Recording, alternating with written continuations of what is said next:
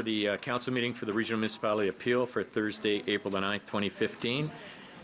Roll call. All are present, excepting Councillor Gibson is ill. Councillor Yanika absent. Councillor Medeiros and Councillor Sato. I would ask that you rise as Councillor McFadden will read the prayer. Grant us, O Lord, perception and patience that justice, truth, and honesty may be evident on our planning and governing. Make us aware of the needs of each part of this regional municipality. Save us from a parochialism that divides, and so create in us a desire for progress and responsible action. We pray that all our words and deeds may be in accord with thy will to the glory of thy holy name. Amen.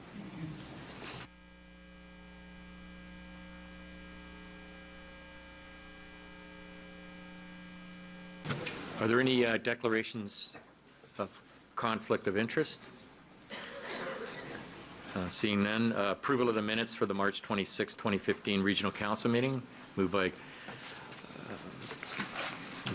Councillor Miles, seconded by Councillor Mahoney. All in favor? Oops, Councillor Parrish. Yes, I just wanted to ask why the third item on the in-camera agenda is verbal. It's a really important meeting, and there are a lot of things on the open part of the agenda that rely on information from that in-camera session, and I'm a very visual learner. Could I have an explanation as to why that's verbal? Before we give you the explanation, you're one item ahead. We were approving the minutes of the last meeting. Okay. Well, move the tantrum to one more point. All in favor of the approval of the minutes? Carried. Now you're on. We heard you. Should I do it again? No. Yes. I can do it with more vigor the second time.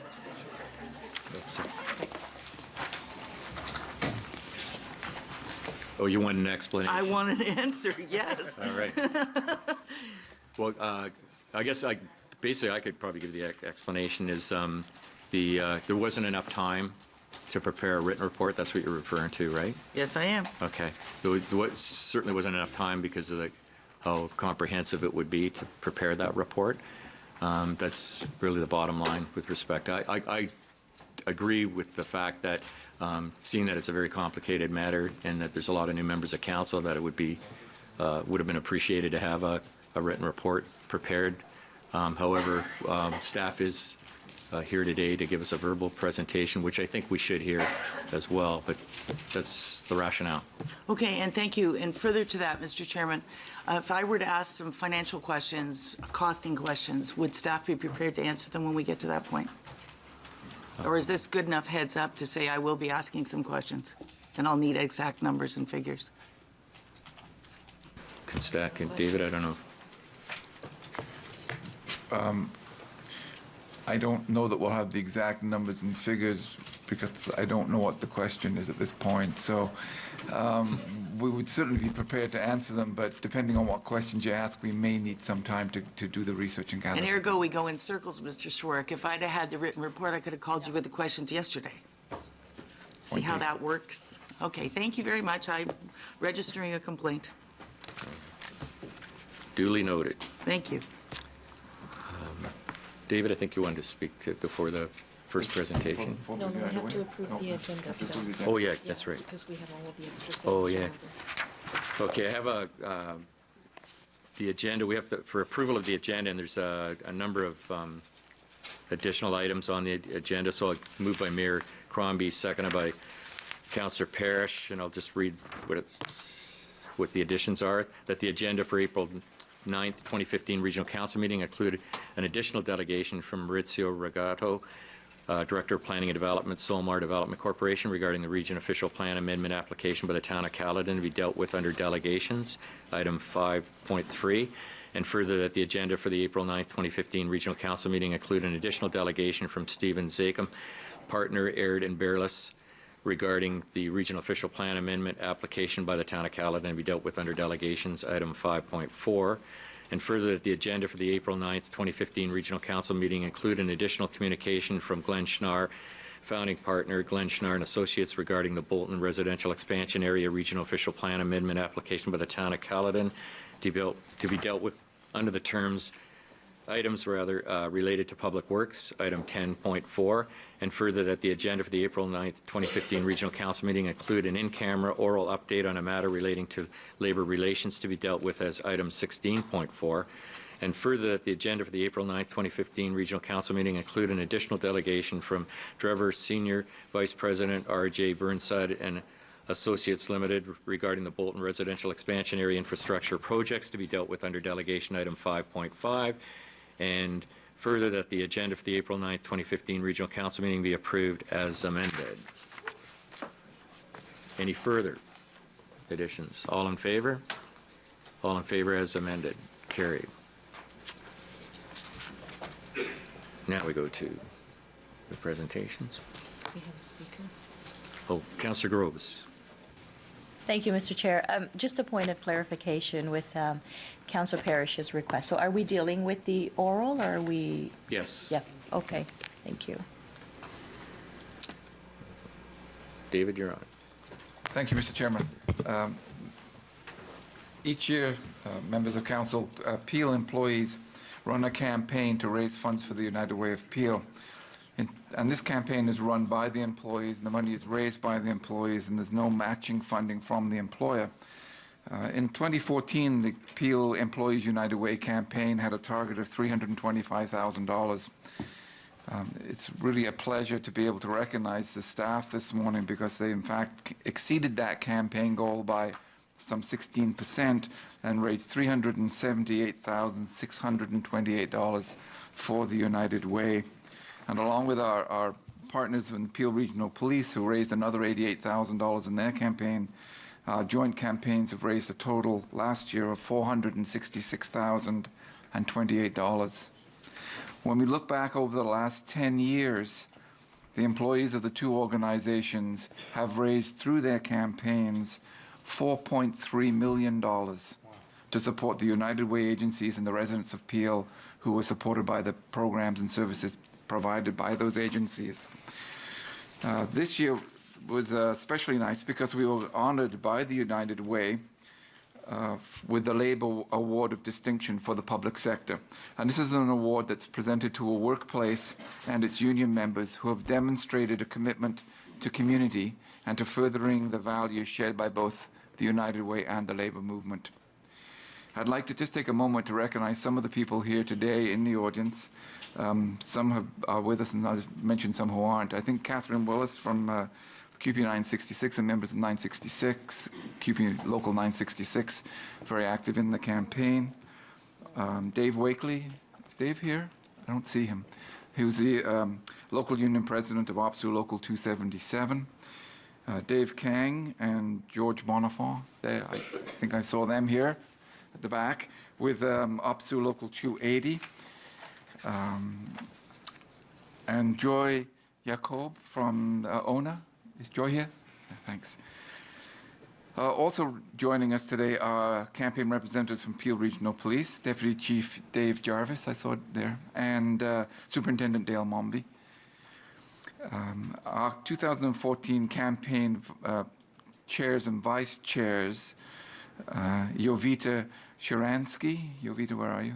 There, and Minu Sikand, did an absolutely phenomenal job this year of running the campaign and involving staff across the organization in the campaign, and as I said, achieving a result that was 16% higher than we had set out to do. They were assisted by Kellyanne Soleno and Grace Giles, who I know are here, who will be leading the 2015 campaign for staff. So the people in the red shirts, members of council, are some of the champions from across the organization who worked tirelessly to encourage staff to participate in the campaign and to donate to the United Way.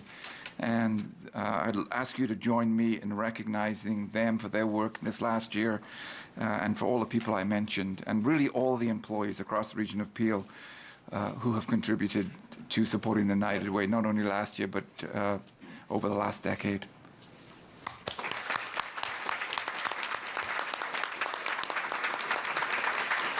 Dale? Thank you, David, and that just leads into our first delegation, Shelley White, President and Chief Executive Officer at the United Way Appeal Region.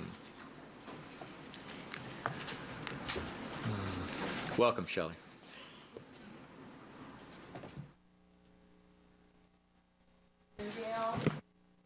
So, CAO David Swark, the senior leadership team, Peel Regional Police, Region of Peel employees, and guests.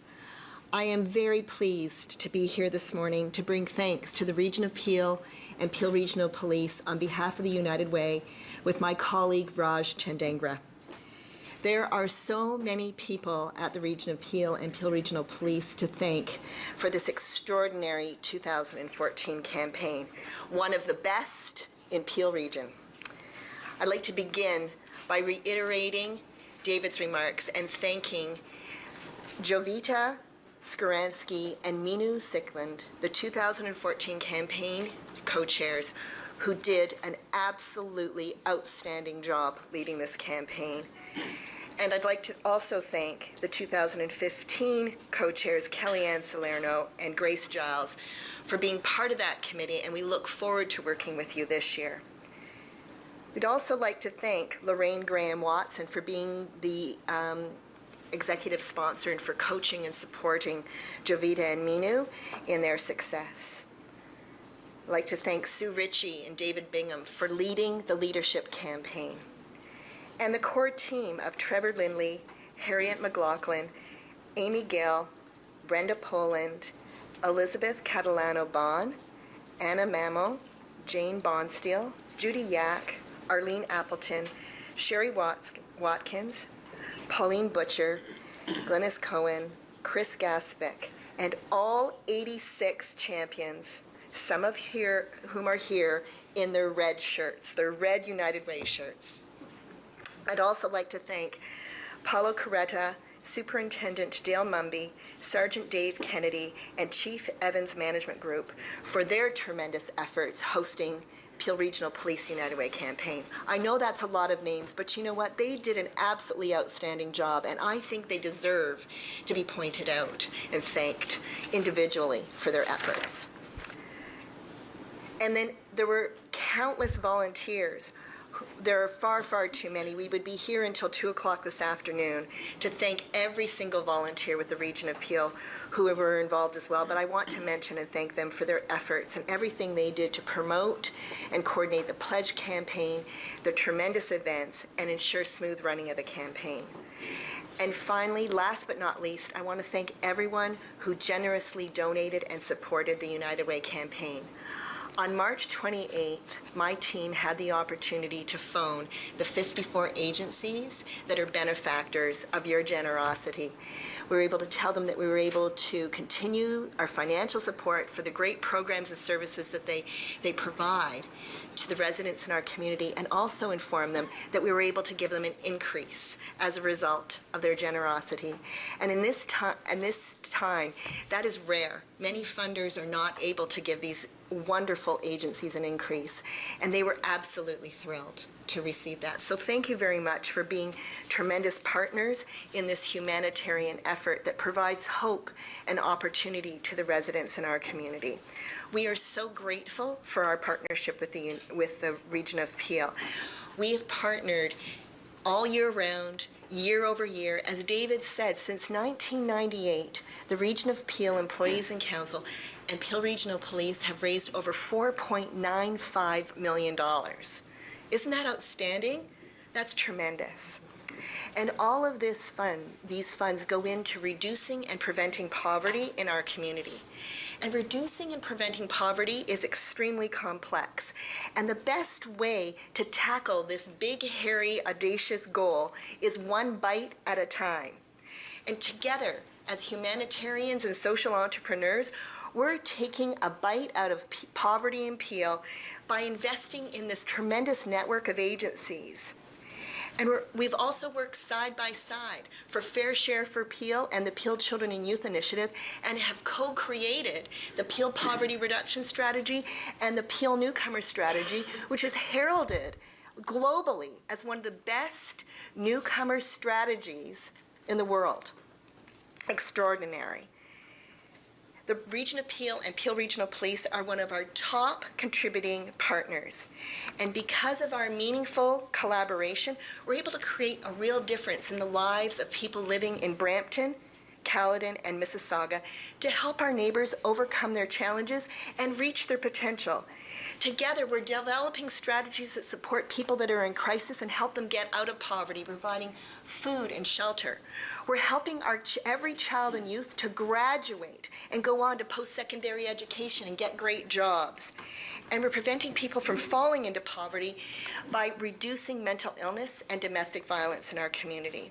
So I want to acknowledge each and every one of you for your meaningful engagement, for hosting Living on the Edge simulations, for your walk, run, and roll, for the amazing golf tournament, and all the innovative events that each department ran. You've created opportunities. You're helping us to create opportunities for everyone in Peel. And so it's no wonder that the Region of Peel won an award of distinction. With the 5 unions that form the Region of Peel, I'm delighted today to present awards to 3 of them, and we'll do that right after a short video that I have. So I'd like everyone to turn their attention to the screen. We have a quick video from benefactors who've benefited from your generosity.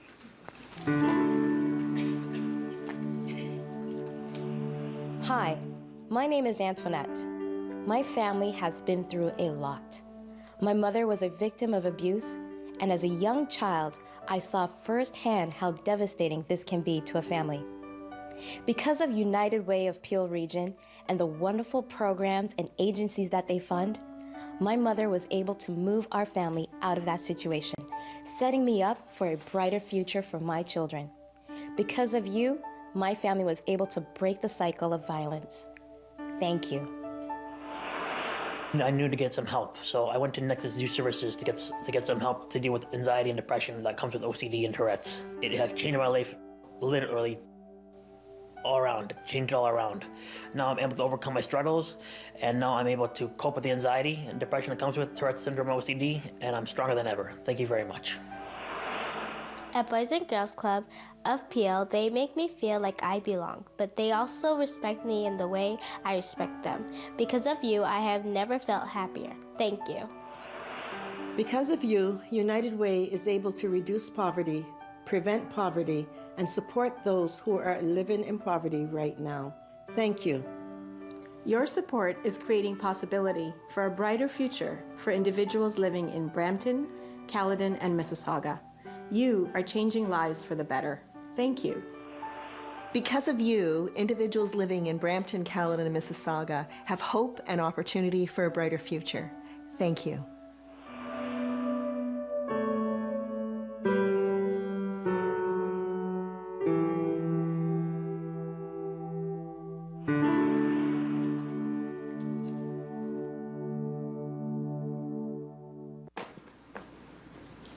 I couldn't have said it better myself, and so I hope that you're very proud of what you all have done to make a difference in the real lives of the individuals that you saw in the video. And so I'd like to close by asking Dave Wakely from OPSU 277, David King and George Bonifort from OPSU 280, and Joy Yokoop from the Ontario Nurses Association to come up and receive their awards of distinction from the United Way. And we'll make sure that the United Food and Commercial Workers and QP 966 receive their awards. We'll make sure that their presidents receive them. Thank you very much.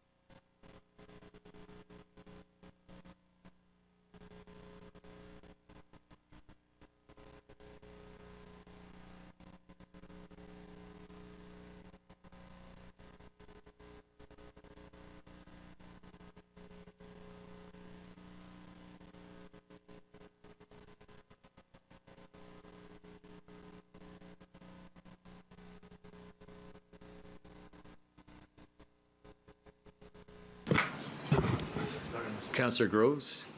I did have some question, but Shelley isn't here, Yeah, so. oh, she's coming back. Okay.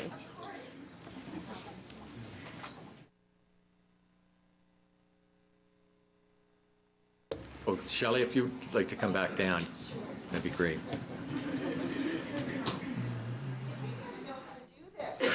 Yeah, Shelley, how many times have you done this? We know how eager you are to get out there to raise more money. That's right, exactly. So I won't keep you long, so you can No, go that's raise some fine. more money. But first off, I know you thanked us, but I think that the thanks goes to yourself and your volunteers and your staff at the United Way. So thank you for all the good work that you do. Now, my question is, Caledon, there's a perception that we don't have any poverty in Caledon, but we do have families in Caledon who are in need of support. And so the support that you have provided to Caledon through our many organizations, I want to thank you, because we do have a lot of families who rely on your support and your financial assistance, so thank you. One of the struggles that we have, many of our families are having in Caledon, is regards to families with young adults with disabilities. Once they leave high school, there's nothing there for them. This is a challenge for our families. It's not only hard on the individuals themselves, but it becomes very difficult for the caregivers, the parents, the grandparents. And so I'm at a loss because I don't know where the funding is coming from. I don't know how we do this. So I'm at a loss. So any suggestion that you can provide how we can help these families, I certainly would appreciate that. We've heard the same thing, Councillor Groves, in the consultations that we've conducted with families in Caledon and with the agencies. And we have been told that there is a significant lack of services for persons with disabilities in Caledon, and it's definitely a gap that we need to work on filling with the various ministries as well as other partners in our community.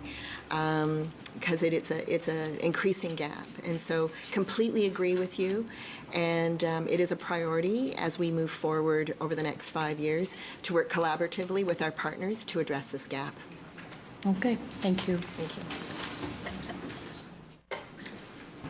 All right. Thank you. Shelley, just on behalf of council, I certainly want to thank you and your staff as well as the board for all the good work that you do throughout Peel. I also want to thank the whole campaign team for Peel Region here that did an absolutely outstanding job to raise more money than the goal that was set, at no surprise, of course. We like to show strong leadership here. And as well as I'd like to thank all those that contributed to the campaign, and including the Peel Regional Police, both uniform and civilian. Job well done, and keep up the good work, Shelley. Thank you. Thank you very much, Chair Dale. Thank you, everyone. Have a wonderful day.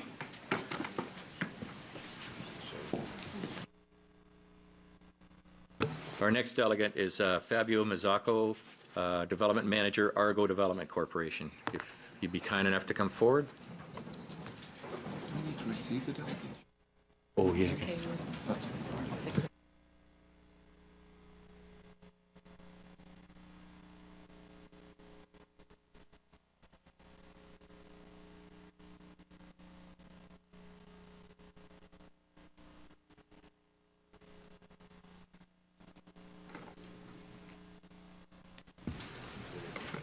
Welcome.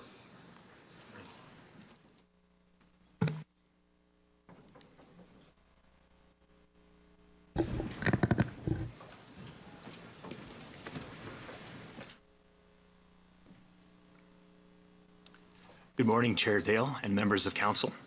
My name is Fabio Mazzacco with the Argo Development Corporation. Argo is active in all three of Peel's local municipalities.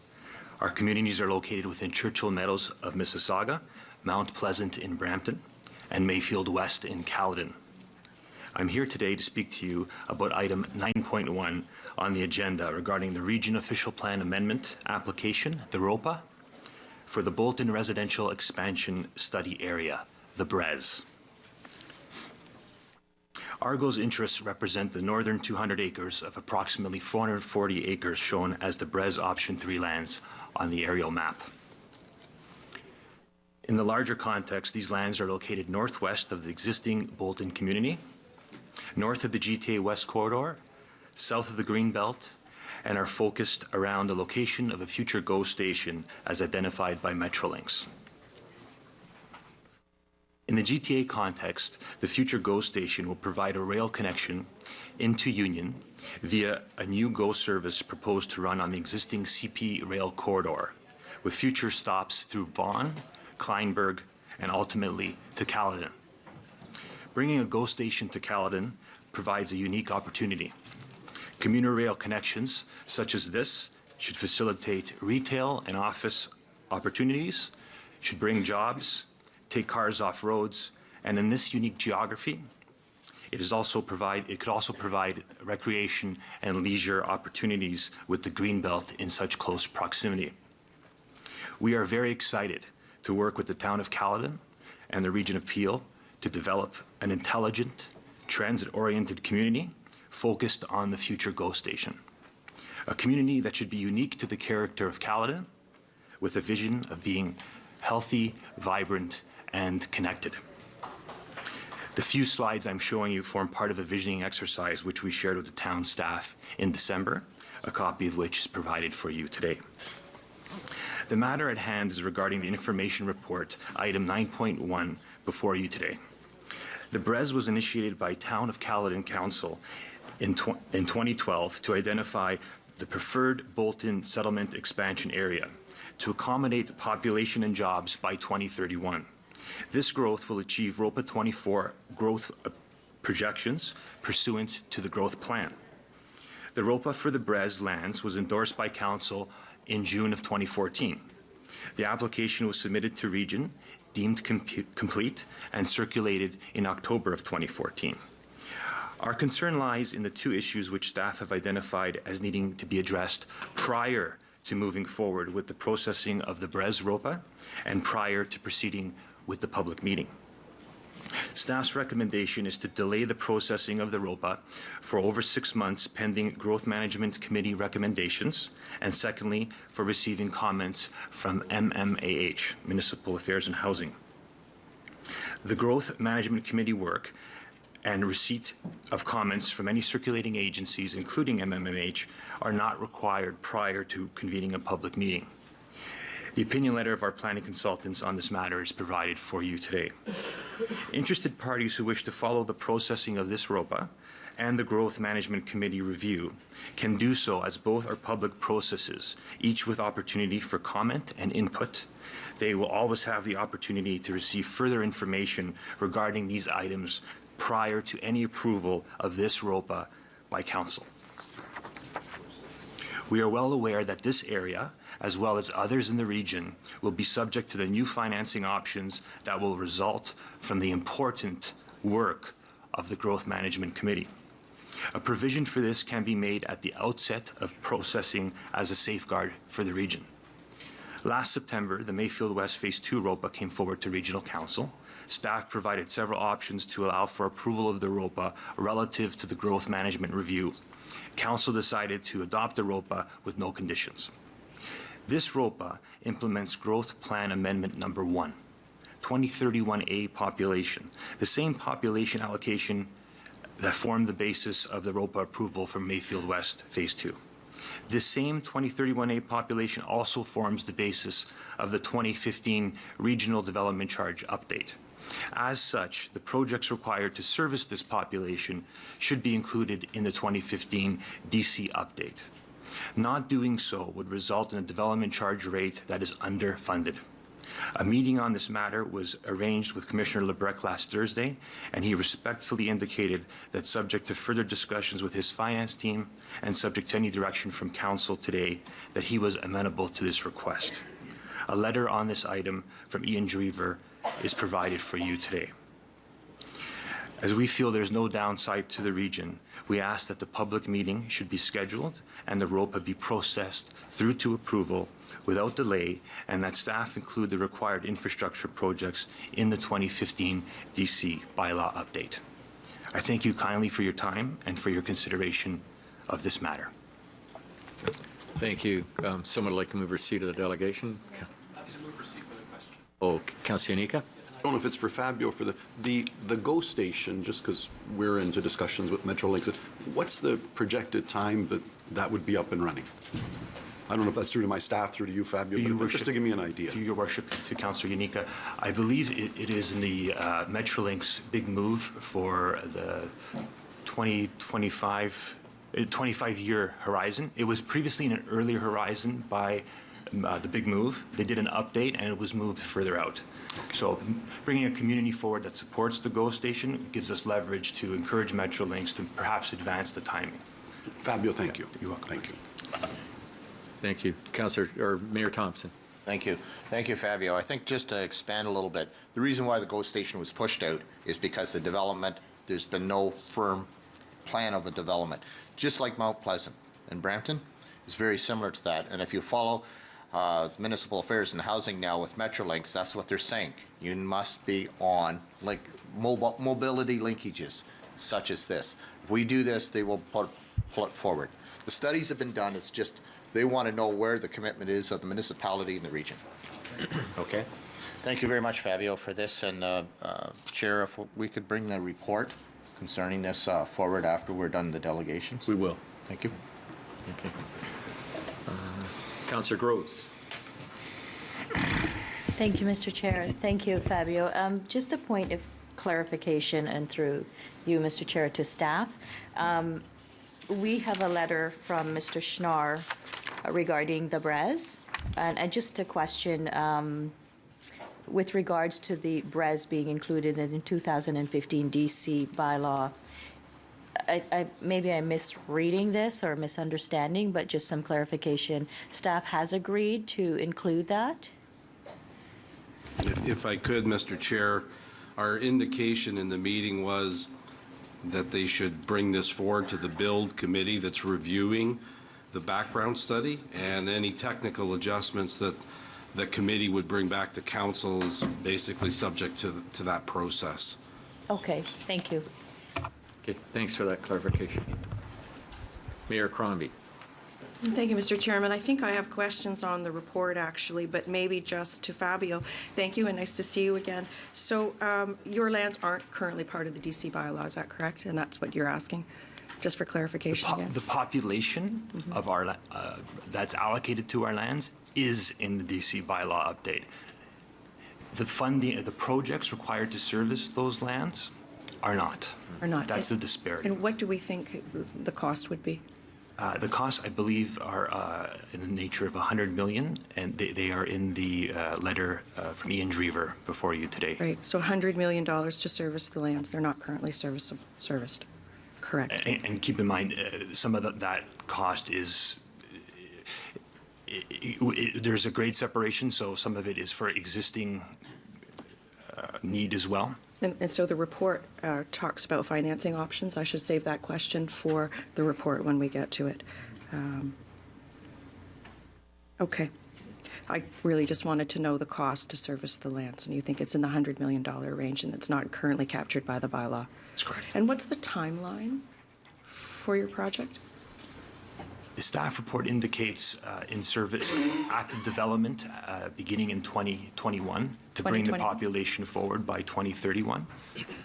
And we support that timeline. We just believe that we have to start now to achieve that, as there's EAs and a long process, from here to there. Yes. Great. Thank you very much. Thank you. Thank you. Mayor Thompson's back up. Yeah, just to explain one thing, when he's meaning rail grade separation, it's building a bridge over the railway. The development group has said that it would afford the funding, but I can see that's important, but I can see why they're asking for this is they want protection. They're putting a huge lot of capital in here. They just want to protect their interests. That's what they're looking for. Thank you. So I have a mover, Councillor Yanika, seconded by Mayor Thompson, move receipt of the delegation. Thanks very much, Fabio. Thank you for your time. Thank you. Our next delegate is Maurizio Regato. If you kind of come forward. Director of Planning and Development, Solmar Development Corporation.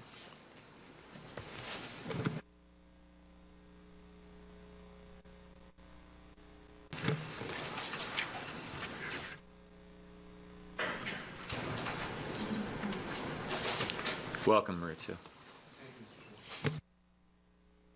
Chairman Dale, members of Regional Council, regional staff, ladies and gentlemen. My name is Maurizio Rogato, as mentioned by the Chairman. I am the Director of Planning and Development for Solmar Development Corp. I wish to sincerely thank members of Council for accepting my request to delegate this morning. I am here to address item 9.1 on the agenda as well today. And as mentioned, that is the status update on the Region Appeal Official Plan Amendment application pertaining to the Bolton residential expansion area and its impacts on the region's financial risks associated with growth in the areas of regional infrastructure and sustainability.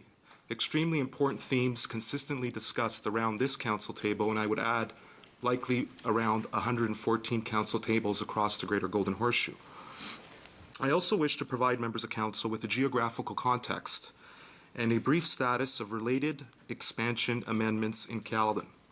The region's current master servicing plan, which I have highlighted above, includes 3 shades. Number 1, the lands subject to the Bolton residential expansion application are highlighted in orange, and as mentioned by the prior deputant, those are located on the north side of King Street, east of the Gore Road, west of Humber Station Road, and there are also some remnant parcels, as you can indicate there, 3 of them highlighted in orange.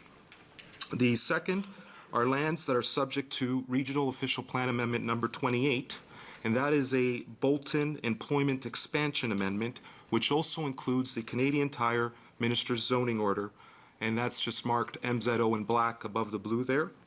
And the third is the residential expansion option in yellow, largely under the ownership of Solmar.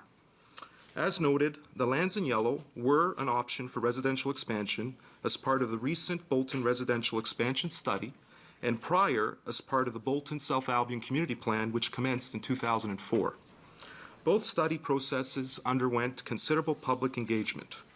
In reviewing staff's report, 2 issues must be resolved prior to bringing forward the preferred residential expansion for Council's consideration and ultimate approval.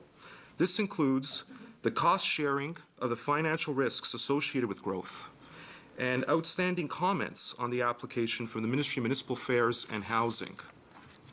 The lands in orange have been identified by regional staff as being a candidate site for incorporating financial directions arising from the Growth Management Committee because they are located outside the region's current master servicing plan, and as have you heard, those public work projects are also outside the current development charges bylaw.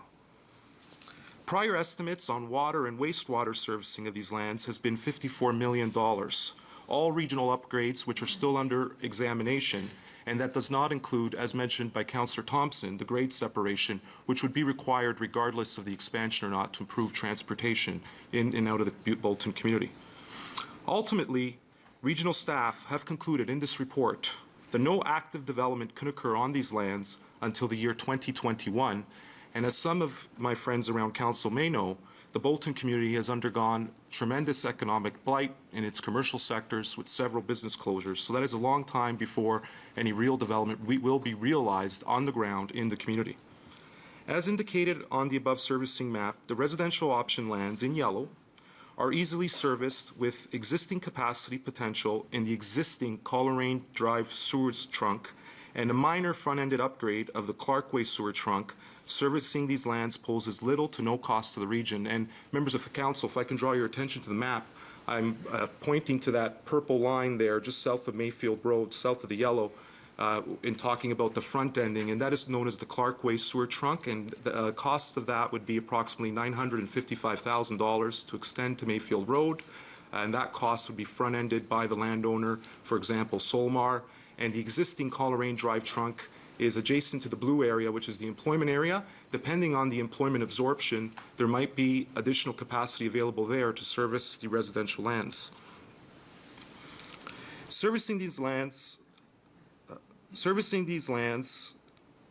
will also improve the viability of the ROPA 28 employment lands in blue by permitting mixed-use development in Bolton sooner and generating an affordable servicing option for the preferred residential lands to the north in orange. In essence, sustainable growth, responsible growth. This amendment, ROPA 28 in blue, the Residential Expansion Amendment, and Regional Amendment 29, which was mentioned in the prior deputant, are all amendments forming part of the growth plan dating back to 2006. Since the selection of the preferred Bolton residential lands, 2 major provincial updates have occurred. Growth Plan Amendment number 2 has been introduced, which regional staff estimate will require additional expansions in Caledon to accommodate 190 hectares to make up for the 2031 shortfall. That's above and beyond the areas indicated in this map and above and beyond the current amendments. And an additional 1,476 hectares added for the planning horizon of 2041. And these are just regional staff estimates. These numbers can be changed. The other announcement was refinement of the GTA West Corridor Environmental Assessment Study Area, which permits now some development processing in anticipation of the preferred route, which is expected late this year, early next year. Of course, in processing permissible development, employment uses should always be buffered along a preferred highway corridor. That's simply Planning 101. The 2 maps are excerpts from the Ministry of Transportation GTA West Corridor, identifying the residential option lands. As shown, the majority of these lands are within the green area where MTO has declared development processing can be considered and permitted. Further, all 3 shortlisted routes are identified within the yellow area under the ownership of Solmar. In an effort to resolve the long-standing land use conflicts, and by that I mean Regional Amendment 29 is currently subject to an Ontario Municipal Board appeal. Regional Amendment 28 is also subject to an Ontario Municipal Board appeal.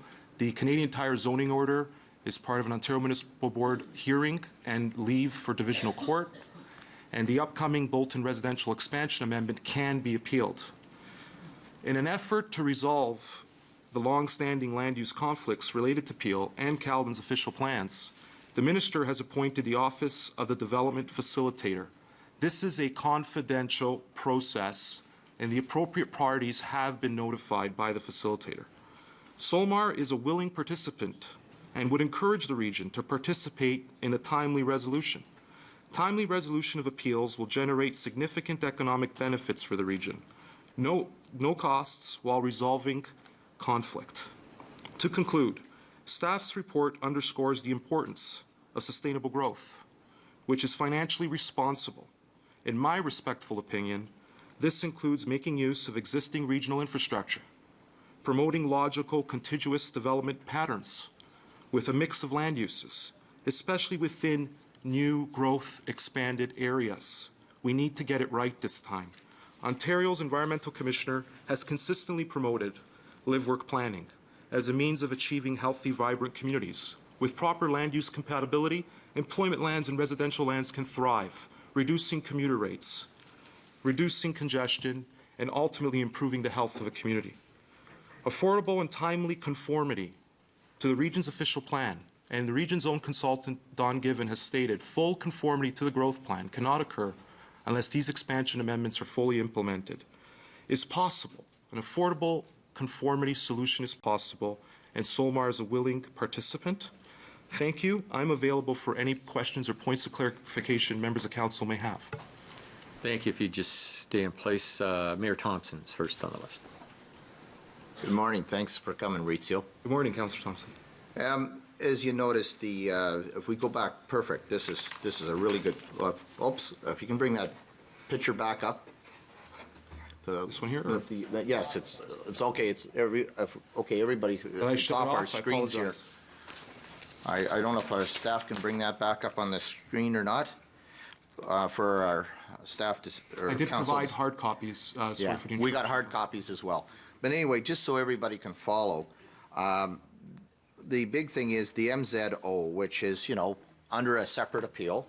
It is part of 28, but it's under a separate appeal by your voice, your Bolton.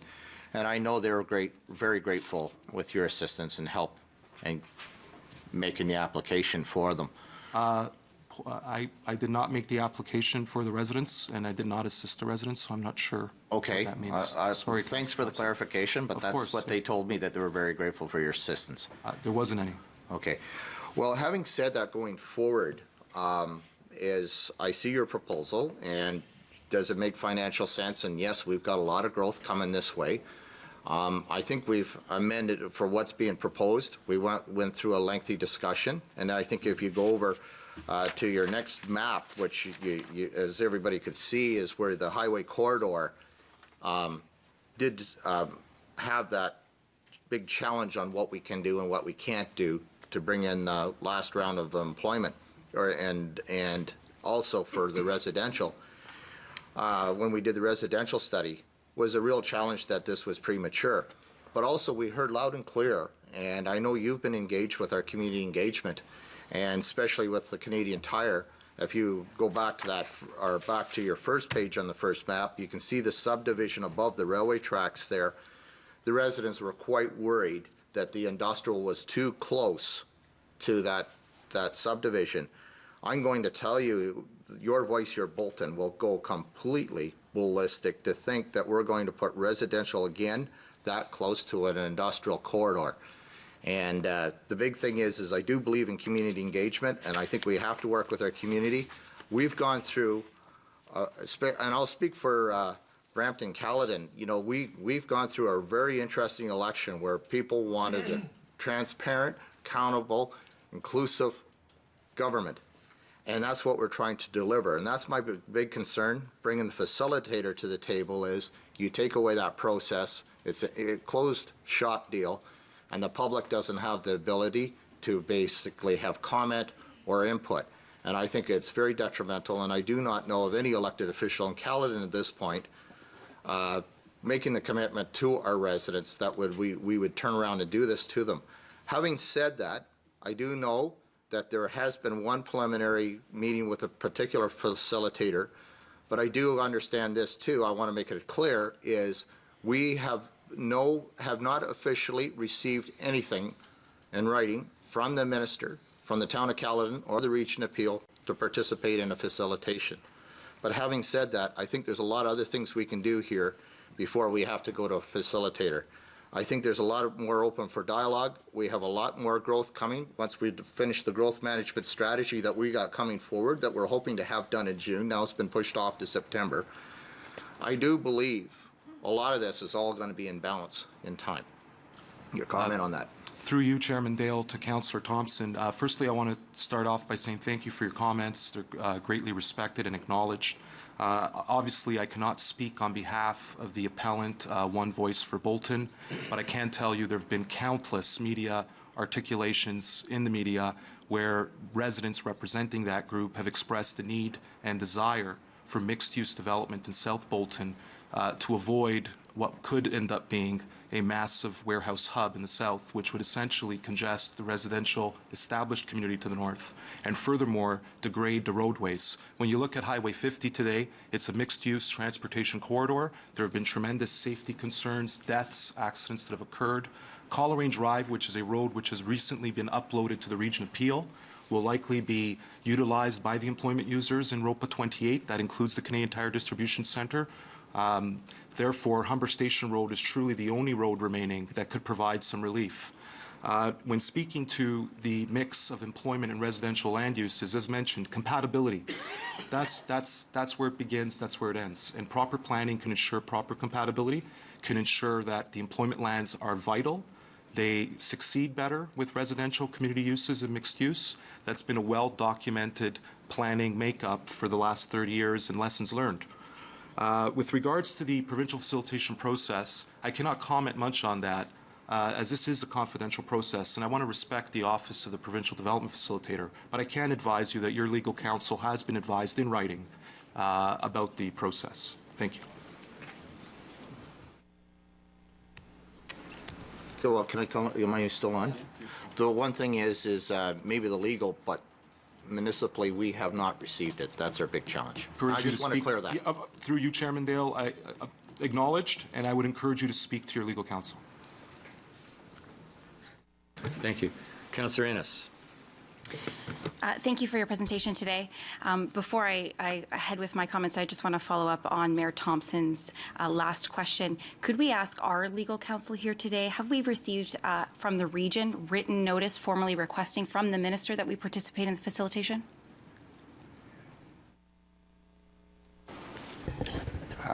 The region's legal counsel has requested that formal request be directed to the region. It has not yet been received. Thank you. I would like to once again echo the fact that the town of Caledon has not received that notification from the minister as well. I should check with that this morning with our legal counsel. This is my ward. Like my colleague beside me, I'm a product of this ward. Born and raised 5 generations, know the community like the back of my hand, know the residents like the back of my hand, door knocked on every single door, especially in the community, the subdivision that is adjacent or the one that would have most concerns with the MZO, with Canadian Tire, and know all the owners of the lands all around those areas and have spoken to the community extensively about all of these issues. They were loud and clear during the BREZ, and you said yourself that there was, a good turnout on public debate about where the population should go. So my concern is, if we're talking about a provincial facilitator, we're circumventing the public process has already occurred. Through you, Chairman Dale, to Councillor Innes. Firstly, I appreciate your comments as well and recognize the long-standing relationship you have with your town and your ward.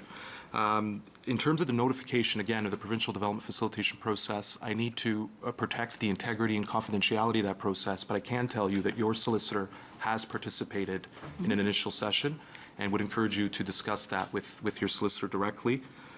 With regards to concerns from the existing established residential community, the amount of public input received and the accumulation of that input and what that input concluded, as you know, people have various opinions that are expressed at public meetings. I've heard several. I've heard opinions suggesting that there should be no population in Bolton. I've heard opinions that the population should be located to the north, as shown now, where there are no services. But I've also heard opinions, as reported in the media and several times, as mentioned to Councillor Thompson, that the residents group really like to see some mixed use to the south, as it would improve the employment area and not result in tremendous implosion of warehousing uses. In terms of circumvention of public process, that's very, very appropriate comments to be making. And I'd like to draw your attention to my second slide. As you can see, the first round of growth planning is already taken out of the realm of the public process. All of these are under Ontario Municipal Board appeals. The OMB can hold a public session. That has been done historically, but that's usually just for the purpose of receiving information, new information. So the public process has passed on this. The Bolton residential expansion, of course, which the region is currently considering, will require a public meeting. And the provincial facilitation process aims to resolve those already non-public processes, such as hearings, litigation, where the public is not involved, in a cost-effective, expedient way, in an amicable way, and the facilitator does not have a decision-making capability, but can only make recommendations and encourage the parties to resolve matters. And as mentioned at the end of my presentation, resolution of matters result in tremendous economic benefits. We've had Altus Group prepare some initial costings, and just to give members of council an idea, the benefits and revenues generated for the Bolton, just for the Bolton employment and residential, it would be approximately $200 million in development charges to the region, $12 million in educational development charges, $1.5 million development charges for GO Transit. And speaking of GO Transit, looking at the first map on the screen, and I'll try to add my comments briefly here.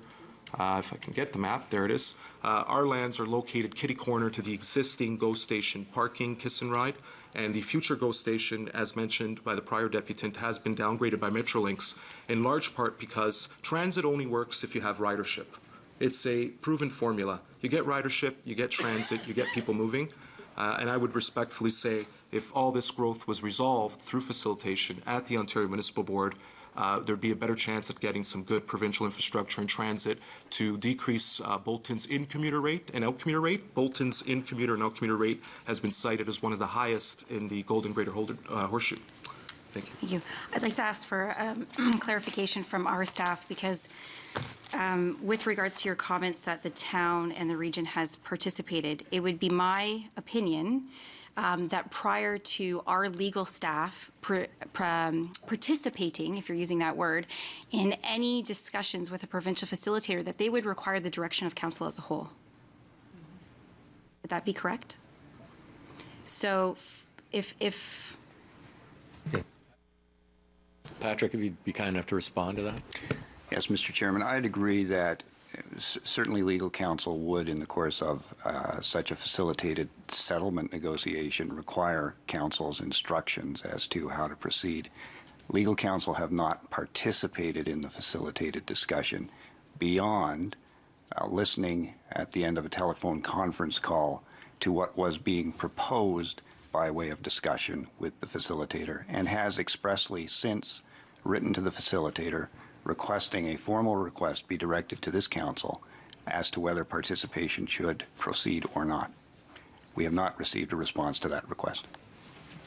If I may, Chairman Dale, I believe, again, to respect the confidentiality of the process, I really want to underscore that. It's extremely important.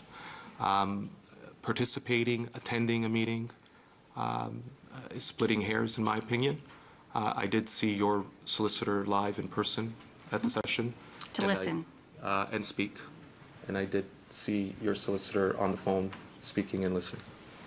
Mr. Chairman, I don't think it lies with Mr. Rugato to tell us what we are being told by our solicitor. I've conveyed that information to this council. Duly noted.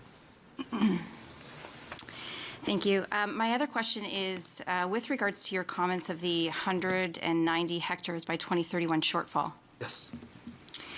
Could I ask, and I'm not sure if it should be directed to you or towards our staff, would that shortfall exist, or does it still exist, if you include all of the plans accepted by the Region of Peel as completed plans? Meaning, if you're including the Town of Caledon's request through our process to the region to include BREZ as its 2031 numbers, would there still exist a shortfall? If I could, Mr. Chairman, through you, the BREZ portion is the rounding out for 2031A, the original amendment. Amendment 2, which you have yet to adopt, has an increased allocation by 2031.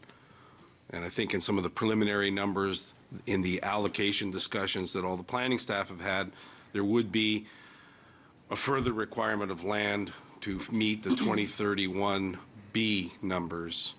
But again, that has yet to come forward. We have some preliminary stuff. I think Mr. Prasad's here. He could give you a little bit more update, but that's well into the future. I can't tell you if it's 190 hectares but it might be in that range. Mr. Prasad. Barb?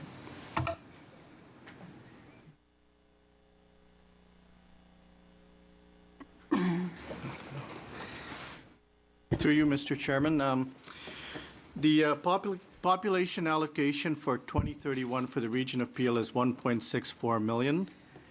That's the 2031A number. The 2031B number is 1.77 million.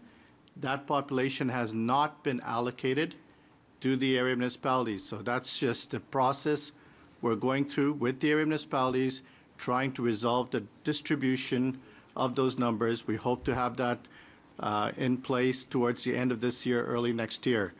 So as far as I'm concerned, there's, if you take BREZ into account, there is no additional population to be allocated. Thank you. Would you like to comment on that? Yes. Through you, Chairman Dale, to Councillor Innes, I would just simply like to quote from a staff report that was provided to members of council very briefly, if I may.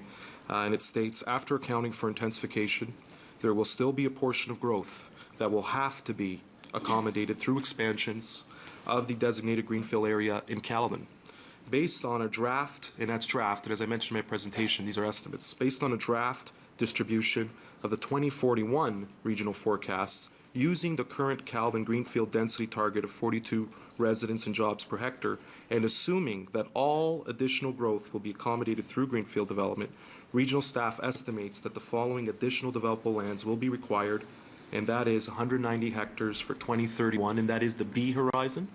And the other number is staggering, which is 1,476 hectares by 2041. And the purpose that was in my presentation was simply to point out that growth is coming.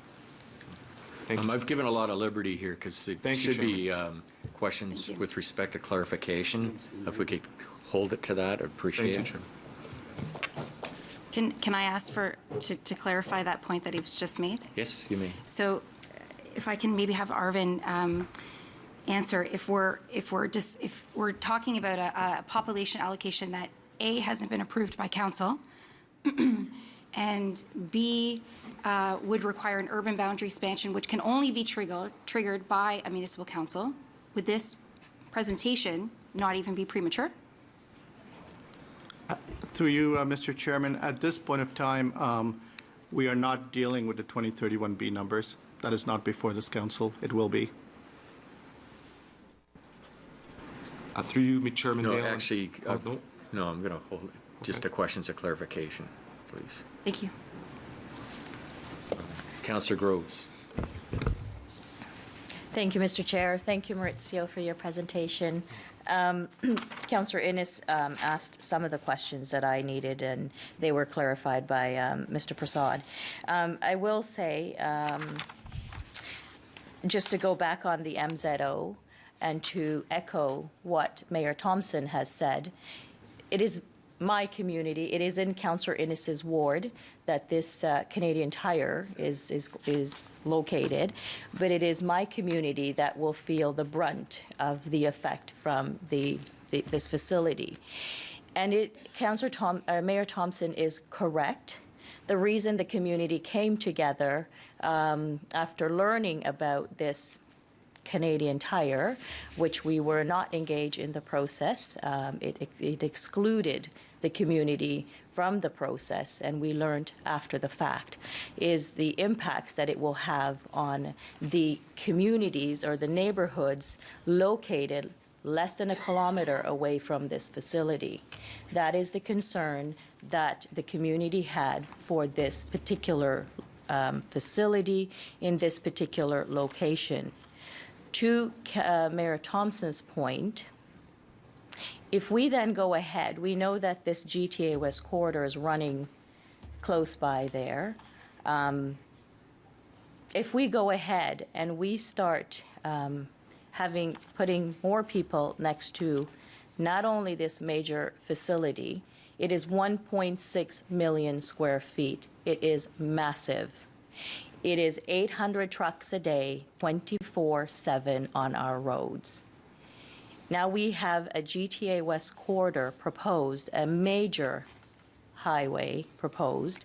So now we're going to look at possibly putting people right next to the highway, right next to this 1.6 million square foot distribution center.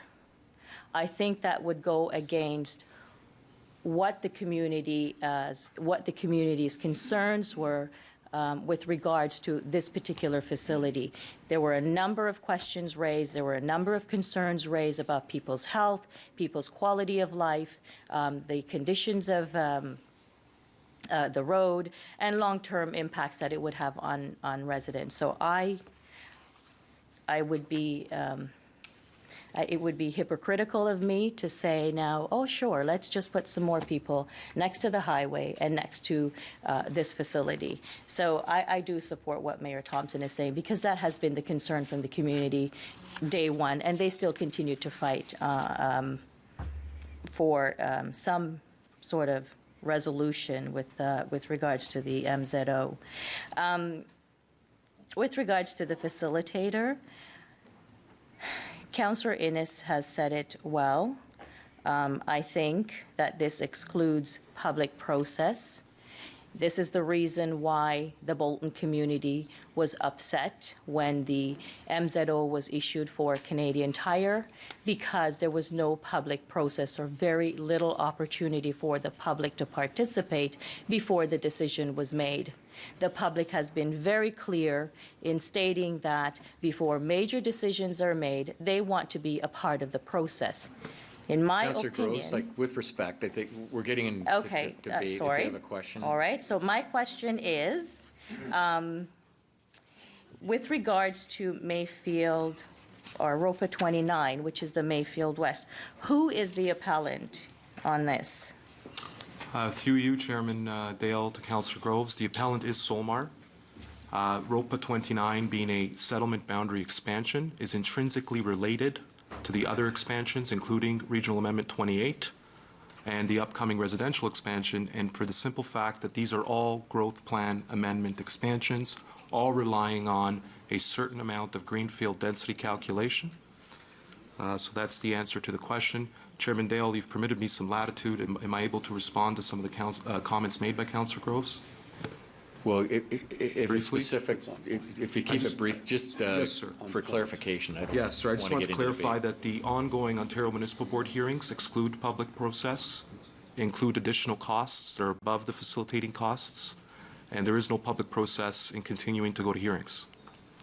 And in terms of the co-location of employment and residential lands, that is a well-planned practice throughout North America and in Europe, where employment lands, jobs, and people are co-located, and compatibility can happen.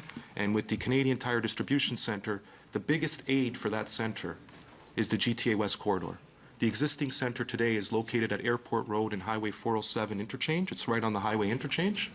Once the GTA West Corridor is realized and buffered with employment lands, not residential lands, the Canadian Tire Centre will have minimal impact to the community because it will have access to a freeway, which will take some time. Thank you. Thank you, Chairman, for permitting me to respond. Are you an appellant on ROPA 28? No, we are not, through you, Chairman Dale, but we are seeking party status, and I'm limited as to what I can say since it is before the Ontario Municipal Board. But we are not an appellant. The appellant is the residents group, One Voice. Okay. Thank you for the clarification. May I make one more point just on the Mayfield, the ROPA 29? And I will conclude. Absolutely. Go ahead. Thank you, Mr. Chair. I will say, and Maurizio, you have here, timely resolution of appeals will generate significant economic benefits for the region. And it will certainly generate economic benefits for Caledon. We need the region appeal needs money.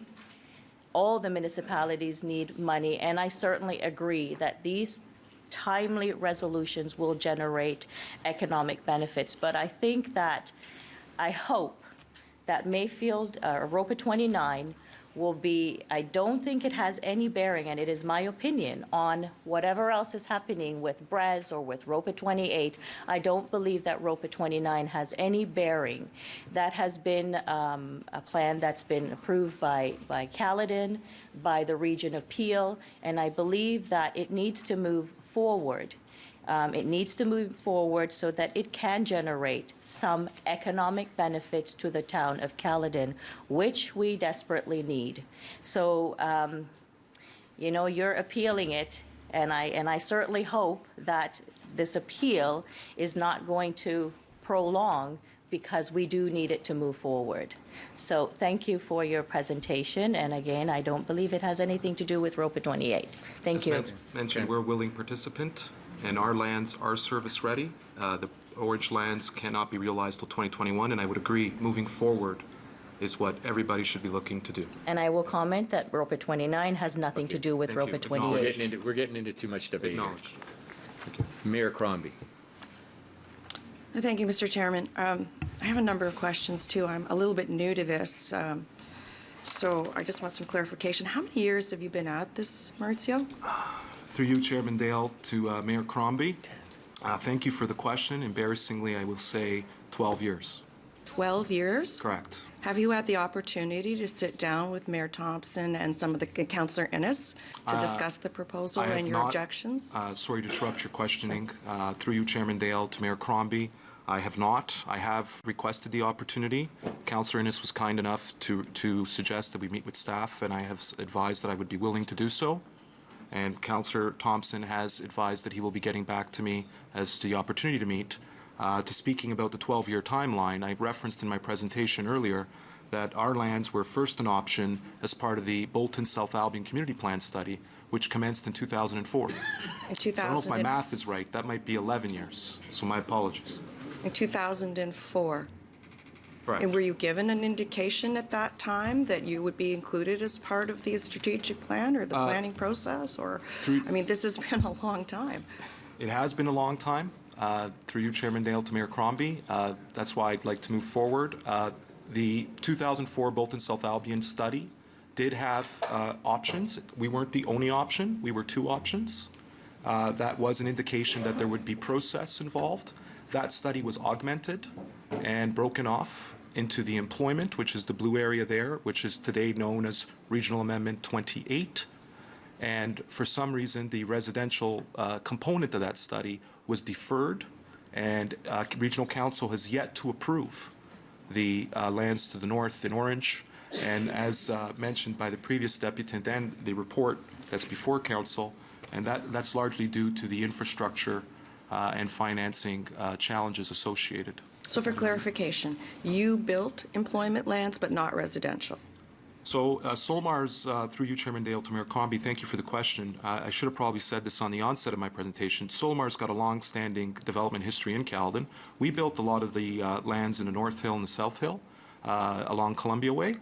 Those were homes. But we did also build a 150-acre business park, which is existing today, which is just east of the blue area off what's known as Parr Boulevard. It's not highlighted on the map, unfortunately, but it fronts Highway 50 and backs onto Coleraine Drive. So yes, we did build extensive employment land.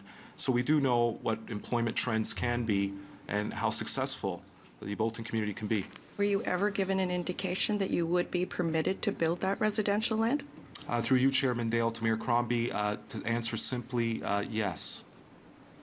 How so? Through the study process, the 2004 Bolton South Albion Community Plan. I've got the options with me if members of council wish to take a look at them. Had exactly what you see before there, the yellow and the blue combined, moving in unison. And through prior discussions with the prior administration and prior council, not with the current council. Thank you. And we were also, we're also a residential option in the ongoing Bolton residential expansion study, which Regional Council has yet to approve. You spoke about the mixed-use development, and Councillor Groves has indicated that the residents were opposed to there being residential component adjacent to the warehousing that has been built under the MZO with Canadian Tire. Why would that be? Through you, Chairman Dale, to Mayor Crombie, as mentioned prior, I can't speculate on what 29,000 residents may say in the settlement area of Bolton, but I can advise that this issue has received tremendous media attention. There's been a lot of articulation in the media about discussion of the Canadian Tire zoning order, of the ongoing Bolton expansion areas. And, some folks will think that co-locating residential uses adjacent to employment areas would cause conflict, would cause traffic congestion, as mentioned by Councillor Groves. And my message back to that is it's all about good planning, getting those buffers in. There are valley corridors. They're not shown on the map, unfortunately, but there are significant valley corridors separating the employment and residential area. And you'd have to take appropriate setbacking, and that's all done at the secondary planning level. It's not done at this high level of regional amendments. But those are some of the reasons residents may have concerns. What I've read in the media, and forgive me, I don't have the articles with me, is that the residents that did participate in the Canadian Tire MZO process were more concerned about getting additional warehousing in the area and asking for mixed use, but I can't speak on their behalf. If I may say, that would be my concern. Councillor Carlson and I were just discussing the fact that here at the region, our city's own plan had been approved, which encouraged the development of warehousing. 300 acres of warehousing, which is about 10 million square feet adjacent to some of our prime residential right at Britannia, Erin Mills, and Queen Street. So I think it is a concept that we certainly follow in Mississauga, mixing industrial warehousing and residential mixed-use development, I think, is a good planning policy that we all seek to follow. A couple more questions. On the MZO, I mean, I was a very new councillor at the time, and I see that Mayor Jeffrey has her light, so I think she will probably speak to this. But certainly from my perspective, we were told at the time that it wasn't OMBable and that it was the right thing for the community. And somehow now I feel that there wasn't an extensive community engagement process in place, as we've heard today, that is so necessary, that there must be open, due process, community engagement. So under this MZO, that really didn't have the chance to occur. You don't have to answer that. I think Mayor Jeffrey will probably address the MZO, so I don't want to. Much has been said about this GTA West corridor as well. So is that going directly through your land? So is this all moot right now that we're discussing this because your land will be taken up by this GTA West corridor? Through you, Chairman Dale, to Mayor Crombie, our lands are where, if you look at the map above, the 3 shortlisted route alternatives are located. But as you could clearly see, the majority of our lands are not encumbered by the 3 shortlisted route alternatives. And furthermore, when looking at the refined study area, that green area is where MTO has said, you know what, because they understand the economic impacts an EA can have on the time of study, MTO has said, you know what, lands that are in the green area can be considered for development processing, and the lands in the orange, of course, will have to be held up until the final route is established, which is expected end of this year, 2016. There's no telling for certain, but that's the timeline. And the shortlisted route, once refined, either the yellow, purple, or red route, we would be proposing employment buffering in that route, and both the growth plan. So just a second. Sorry. You are not planning residential adjacent to that corridor? Absolutely not. That's Planning 101. And is it zoned so it'll allow you to put commercial or more industrial there? Right now, the lands are zoned prime agricultural. These are all- Agricultural. Yeah. Okay. We talked about to the previous deputy, Fabio, about his lands that they're not serviced, and it would be $100 million, I think he said, to service his lands. What was the cost to service your land? Through you, Chairman Dale, to Mayor Crombie, as mentioned in my presentation, we believe that at least the yellow section of our lands, which we're hoping would be residential, can be serviced, partially serviced by existing infrastructure along the existing Coleraine sewer trunk, but that's dependent on what occurs within the employment area. However, there's also an ability to front-end a servicing trunk. It's hard to tell from the map, but it's that blue and purple line, and it's a minor front-ending cost of $955,000, and those costs, I must say, were costed by our engineer, not the regional staff. So you're estimating about $1 million? Correct. And furthermore, to bring services through our lands up to the orange lands to allow them a more affordable servicing option, we estimate just in sanitary wastewater would be approximately $15 million. And that's, again, our engineers' estimated costs. They have not been validated, but significantly cheaper than $100 million. Maurizio, if I may, you're a bit notorious. I came here thinking Solmar, they were quite aggressive, and you're appealing everything. Is that true? You have appeals outstanding on everything. Through you, Chairman Dale, to Mayor Crombie, not on everything. As mentioned to Councillor Groves, we are not the appellant for Regional Amendment 28. We would like to be a participant. We also do not object to the Minister's zoning order. We're asking to be a party to that hearing because we're next door. We're interested in what happens because we're next door. We so have a where valid you interest. are at the OMB with ROPA 29, not 28? So we are unfortunately the appellant for ROPA 29. As expressed, and that's Mayfield West. Correct. As expressed to Councillor Groves, we believe that all these 3 expansion amendments are intrinsically related. I can't speak to the merits of that appeal because it is before the Ontario Municipal Board, and we are participating, hopefully, in the Bolton employment expansion appeal by the residents because, again, we're next door, and hopefully in the MZO hearing because, again, we're next door, and we support Canadian Tire. Canadian Tire brought jobs. It retained jobs that were going to be potentially lost in Brampton. And not only that, we support improvement of that land use by means of conveying the GTA West corridor route alternative.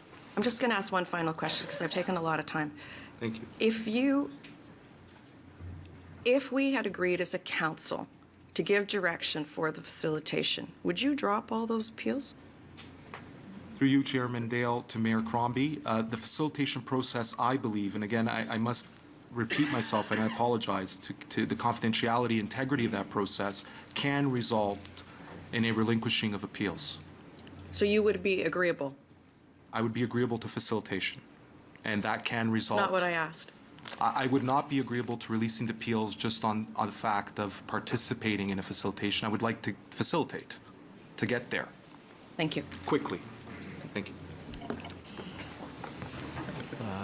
Mayor Jeffrey. I don't have any questions of any of the deputants today, but I guess I wonder what we're debating today. Is there a motion on the floor, or are we just receiving the staff report? No. Can I just ask? It's receipt only. Okay, so we're not making any decisions today, and we've spent a lot of time on this issue, and I know it's very important to a lot of the members in Caledon, and I am the person who colored one of the boxes with an MZO, and I'm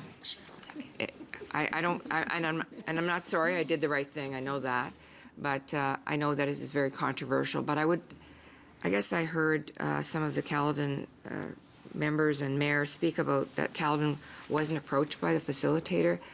I find that hard to believe, to be perfectly honest, because I know that the facilitator did work with the town of Caledon when I directed that individual to do it. And what I can tell you today is I think we need to provide some direction with regards to facilitation. I know it works. I know it helps the minister in being supportive of an agreed-upon deal that all the parties come to. These are very complicated issues. This is not the right forum to have those complicated conversations. There's too much at stake. So I recommend that we support facilitation. I have great confidence in the individual that works now for the minister. I think she's very smart, very thoughtful, and takes a lot of considerations into account when she begins the facilitation. So all I can tell you is that when I was in the other job, I had the local MPP, the mayor, and the region at that time contact me asking for the facilitation and wanting us to step forward. So my advice today is give direction that facilitation occur and allow the process to take shape to help all of this community heal. Thank you. Let people to speak to it. Yeah. Do you want to finish your list first? Yeah, Mayor Jeffrey, I'm going to go through the list, but if you want that, I would suggest that that be in a form of a motion, not direction. And Mayor Crombie said she'd second it, but I'd like to go through the list first before we put that on the table. Councillor Downey. Through you, Chair Dale. Good morning, Maurizio. I guess just for more clarity, if you could please just let us know what your expectation of the facilitation process would be. You mentioned earlier that, to have staff and legal expertise tied up in OMB is costing us time and money. As far as I'm concerned, your lawyer's bill, no matter where they're sitting, would be the same. So if they're sitting in facilitation or they're sitting at the OMB, we're still paying for it. So if you could just let me know what your expectations of that process would be. Chairman Dale, to Councillor Downey, thank you for the question. I hate to again repeat myself. We must respect the confidentiality of that process, but as mentioned by Mayor Jeffrey, facilitation can be extremely efficient, effective, and I would say much more cost-effective than for Ontario Municipal Board hearings, which could also be subject to leave of appeal to the Divisional Court. So it could be efficient and cost-effective. I cannot speak to what my expectations would be facilitation, but I can tell you that as I've presented to this council, my expectations would be an amicable, resolved outcome of all the expansion amendments, which have currently been in place since 2006. Thank you. Thank you. Councillor Yanika. Mr. Chairman, I have no questions of the deputant. I don't know if the others still do. I was just going to ask some questions of staff. I'll stand, and you might like to comment afterwards as well, perhaps, but I'm in your, The questions because I don't want him to interrupt and keep answering. I think you've given him a lot of leeway. Here are my questions from perhaps I'll leave it at that, and staff and the others can answer at the appropriate, but these are not for the deputant because I think you've given him enough leeway. The difficulty I'm having with this, and I've had for 8 to 10 years with this file, is number one, 8 to 10 years. They don't tend to linger like this in my constituency, and I've allowed more development than anybody. The problem I'm having on behalf of my constituents is, and you've heard me say this before, and true story again, last week on Monday, dealt with 2 entities. Number one, with the last nice big piece of land left in my ward, about 12 acres that would like to see 6,000 units go on it. And at the same time, later that day, entities in Old Ward 4, Councillor Dale, that have said, we're next to City Hall. We years ago got a certain zoning, about 4,600 units. We think we can upzone it to 6,600. So those 6,000 units are Monday for me in my ward of 120,000 people. Having said that, the next point, I heard the Argo story, $100 million to service. Here's the next problem my constituents have. All questions to be addressed. Who the hell's paying for that? Doesn't happen in my ward. Development pays for every penny of it. Here's the pipe. Here's how it works, et cetera, et cetera. I look forward to that coming back, but for goodness sakes, please don't tell me my people are paying for any of that because we don't pay for it in my ward. The next question I have. The comment's been made on this Humber Station thing, the yellow piece of land. No, that service that'll cost little or nothing to service, and it unlocks a log jam and it services other stuff cheaply. Sounds good to me, but don't be coming to me for the other 95 cents on the dollar otherwise. That's the question my constituents would have. It also seems to me that, as I've said, this thing's been around a while. And it doesn't seem like there's a resolution here, and apparently we're in court in another month, et cetera, and I think the mayor's spoken to that. One of the other real difficulties I'm having, and I'm going to be as gentlemanly as I can with regards to this, but our new mayor files what was going on. This is one of the ones that I brought up with her, and she convened a meeting with some of the regional staff, and I'll just put it this way, because I think staff were so professional and forthright. I will put it this way, because it's still my job to protect the regional interests. But if you were to ask the question point blank to some of our regional staff, that yellow piece of land, that must be the worst developable piece of land in the north, and it must be the hardest to deliver servicing to. Let's just say they didn't say that. Let's just say they had a fundamentally different opinion on whether that land was preeminently developable and preeminently serviceable.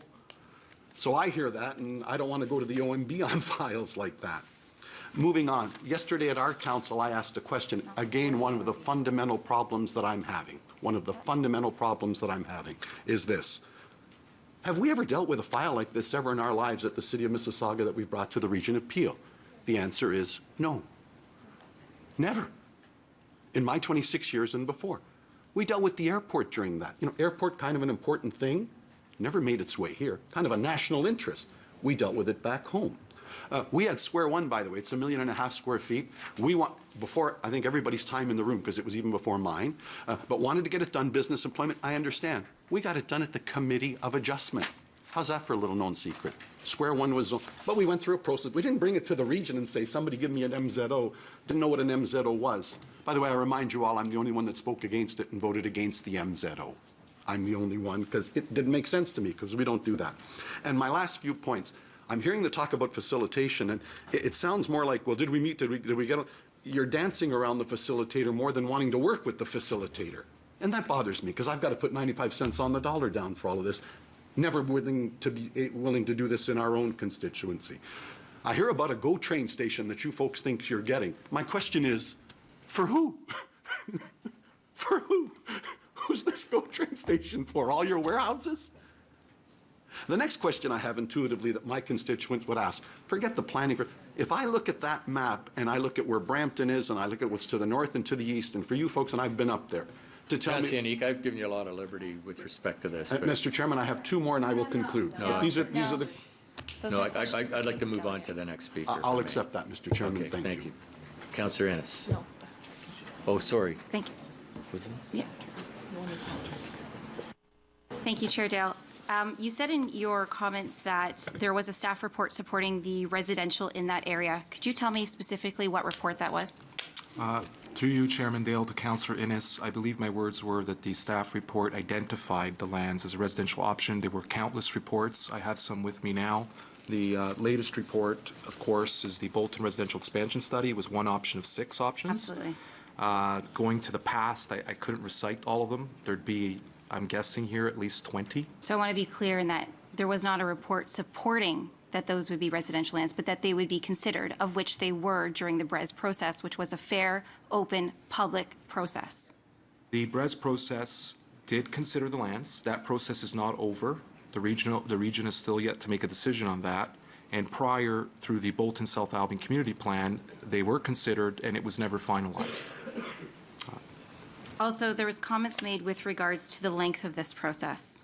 And it may not be common practice in Mississauga for this length, but I would ask maybe regional staff could comment on perhaps some of the length of the other processes like we have been through in related to the fact that this process came forward during the growth plan, which changed the game dramatically, hence making the process longer and harder to get through initially as the plan changed. I would like to refer to Mayfield West. It took just as long. And if staff could comment about any other applications that took this length, is this considered a lengthy process, I guess is what I'm asking you. Through you, Mr. Chairman, the growth plan was a game changer. The imposition of the growth plan meant that we had to get conformity of our official plan, first of all, to the growth plan, and that process took some time. The growth plan came out in 2006, and my staff will probably tell me it was about 2008 or 9 that we actually got conformity. So then we could start dealing with these applications. We always knew that Caledon had I will call it an unallocated population. We wanted the decision-making of where development occurs in line with the principles of our official plan to be a local matter. So it was a local matter. Caledon Council dealt with it through dealing with Mayfield West expansion and now the BREZ expansion. So yes, planning by its very nature is a lengthy process, and that's part of how things are done. There's lots of, as somebody mentioned, it's a complicated process. It sure is. But the growth plan did add additional layer of work that was required. Yeah.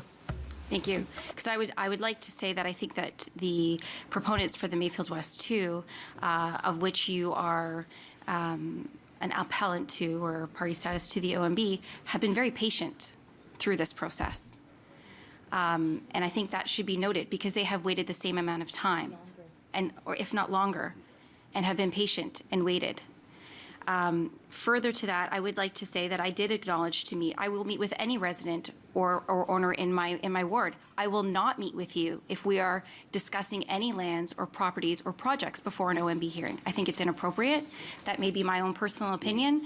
Every councillor can make their own choice, but that is where I stand firmly. So I have always opened my door, willing to meet, but if you're going to be talking to me specifically about issues that are before the OMB, I will not meet with you. Thank you. Mayor Thompson. Could we, Mr. Chairman, please go in camera, because I think there's some stuff that we need to get clarified before we go any further. Is that doable, please? Yeah, I would agree, I think, particularly with respect to facilitation. So I would ask that the chambers be cleared, and we will, if somebody move us into camera. Thank you. Seconded by Councillor Groves. All in favor? Carried.